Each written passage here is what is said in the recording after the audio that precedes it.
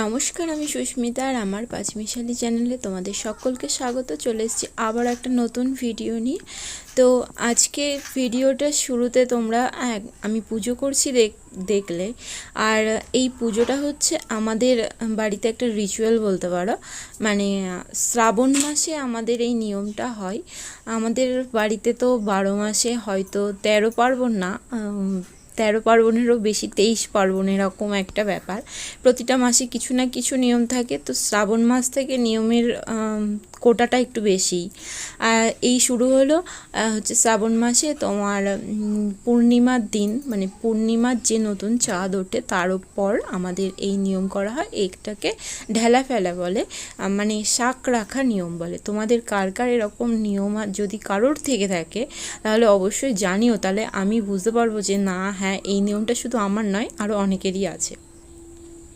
তো যাই হোক, সকাল সকাল স্নান করে তোমার পুজোর সমস্ত সামগ্রিক জোগাড় করে নিয়েছি। আর এই পুজোতে যেটা লাগে সেটা হচ্ছে মেন শাক। আর শাকটা লাগে হচ্ছে তোমার 7 রকম, না হলে 5 রকম। আমি 7 রকমের শাক জোগাড় করেছিলাম। তার মধ্যে কিছু কিছু শাকটা মানে বেশি ইম্পর্টেন্ট, মানে ওই শাকগুলো তোমার দিতেই হবে। আর হচ্ছে এইটা না, তোমার বাড়ির যে প্রবেশ মুখ, সেই গেটের সামনেটা তোমার করতে হবে, মানে শাকটা রাখতে হবে। আর এটার নিয়ম হচ্ছে তোমার একদিন, ওই বললাম পূর্ণিমার চাঁদ ওঠার পর একদিন তোমার হচ্ছে সেদিন কিছু না কিছু শাক খেতে হবে এবং হাঁড়িতে দিয়ে রান্না করতে হবে। সেই দিন শাক খেতে হবে। তারপর হাঁড়ি ধুয়ে, হাঁড়ি পরিষ্কার করে সন্ধ্যাবেলা সেই হাঁড়িকে রেখে খড়ি দিয়ে দাগ কেটে শাক বাজাতে হবে। ব্যাস, সেই দিন শাক একটা সারাদিনের রকমটা হলো। তারপরের দিন পালনই করতে হয়, মানে সেদিন কোনো প্রকার শাক খাওয়া যাবে না। সেদিনটা কোনো শাক খাওয়া যাবে না। ওই হাঁড়িতে যেমন রান্না হয় তেমন রান্না হবে। তারপরের দিন গিয়ে আমার শাক রাখতে হবে। মানে ওই দিন সেই সকালবেলা উঠে ওই দোরের সামনেটা, মানে ঘরে বাড়িতে ঢোকার সামনেটা এরকম কিছু ভালো করে পরিষ্কার পরিচ্ছন্ন করে তোমার কচু পাতা, যে কোনো কচু পাতা হলে হবে না, কালো কচু, সেই কচুর পাতা লাগবে। তার মধ্যে সেই 7 রকম করো কি 5 রকম করো সেই শাক কুচিয়ে 3টে পাতার মধ্যে শাক রেখে সেই কচু পাতাটা মোড়াতে হবে। আর কিছুটা শাক তোমার ওর থেকে কিছুটা শাক রেখে দিতে হবে। সেটা তোমার দুপুরবেলা যখন আমরা খাবো ভাত, সেই শাক ভাজাটা, মানে সেটা নিরামিষভাবে রান্না করতে হবে, সেই শাক ভাজাটা দিয়ে ভাত খেতে হবে।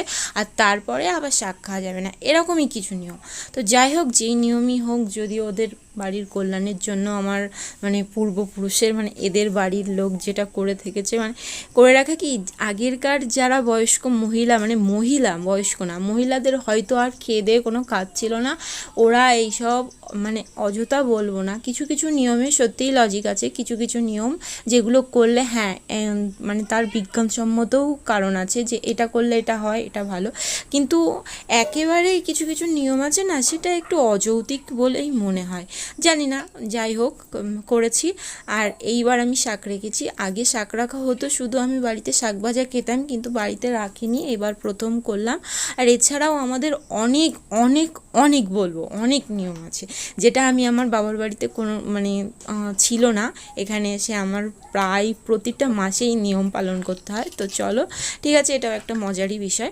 আর সকালবেলা পুজো দেওয়ার পর আজকে মোচার কোপ্তাকারি করব। তো সেটা আবার রান্নাটা তোমাদের সাথে শেয়ার করলাম। দেখো, মোচা তো আমরা অনেকেই অনেক রকমভাবে, মানে মোচা কাটতে অনেকেরই সমস্যাটা এই কারণে, যেটা আমার বেশি সমস্যা হয় সেটা হচ্ছে মোচা কাটার পর হাতটা কালো হয়ে যায়। মোচার যে কষটা, সেটা হাতে লাগলে তোমার স্লিপ মতন করে, ভালো লাগে না, জল দিয়ে মনে হয় হাতটা ধুলেও মনে হয় যে হাতে কিছু লেগে আছে। এই কারণে আমার মোচা কাটতে একদম ইচ্ছা করে না। যতই তেল লাগাই, যতই যাই করি, যতই লেবু দিয়ে দলি, আমার তবুও হাত পরিষ্কার হয় না। তবু যদি তোমাদের মোচা কাটার পর হাতের যে কষটা, সেটা ওঠানোর যদি কোনো ট্রিক্স জানা থাকে, সেটাও আমাকে আমাকে জানিও তো, তাহলে আমার মোচা কাটতে একটু যদি ভালো লাগে, নাহলে আমার মোচা কাটতে ভালো লাগে না। তো যাই হোক, এখানে মোচাটা কেটে নিয়েছি। আর মোচা কাটার পর দেখতেই পাচ্ছ আমি যেখানে যে কাজ করছি ওরও সেখানে, মানে আমার মেয়েরও সেখানে সেই কাজই করতে হবে। সেই মোচাটাকে কেটে নিয়েছি, কাটার পর আমি সেদ্ধ করে মোচাটার মধ্যে ডাল বাটা দিয়েছি, একটু কর্নফ্লাওয়ার, নুন, হলুদ, লঙ্কা গুঁড়ো এসব দিয়ে প্রথমে বড়া করে নেব, বড়ার মতন করে নেব, তারপর সেটাকে রান্না করব। খেতে বেশ ভালো লাগে। তবে নিরামিষ রান্না করছি তো, এটা তুমি পেঁয়াজ রসুন দিয়েও যেমন বড়ার তরকারি রান্না করা হয় তেমনভাবেও করতে পারো। কোপ্তাকারি যেমন কাঁচকলার কোপ্তাকারি করো, তেমনই এটা বলতে পারো মোচার কোপ্তাকারি। তো সেইভাবে আমি করেছি। আর এই ভাজা মানে তোমার এই বড়াগুলো খেতেও খুব ভালো লাগে।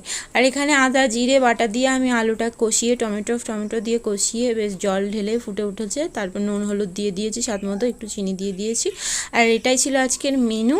তো আমার এই ভিডিওটা তোমাদের কেমন লাগলো অবশ্যই, আমার ভিডিওটা ভালো লাগলে লাইক করে দিও। আর আজকের মতো ভিডিওটা এই পর্যন্ত, টাটা।